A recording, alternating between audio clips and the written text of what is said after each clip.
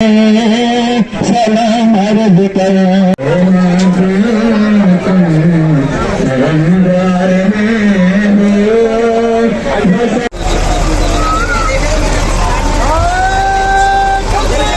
फिर से बोलिए एक में। हाँ, मेरा नाम अब्दुल मजीद रुंडियाल है। मैं रिटायर्ड सब इंस्पेक्टर हूँ, पोस्टर पोंगल प्रस्थान का रहने वाला हूँ। मेरे साथ मेरी बीवी भी है, हम 2 आदमी जा रहे हैं। तो हम इंशाल्लाह अपनी तहसील के लिए, अपने डिस्ट्रिक्ट के लिए, अपनी जम्मू कश्मीर के लिए, अपने मुल्क के लिए हम अमन और शांति का दुआ करते रहेंगे। इंशाल्लाह हम वहाँ जाकर हरम शरीफ में, हरम शरीफ में हम दुआ करेंगे सबके लिए, जो भी यहाँ है, जिनकी परेशानी है, कोई भी बीमार है, कोई भी जिसको बेरोजगार है, उनको रोजी अल्लाह अता करे।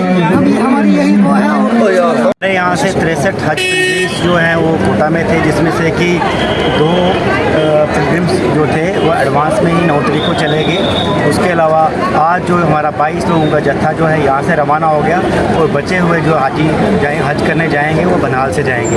ये सब के सब लोग आज बमीना हज हाउस में रुकेंगे।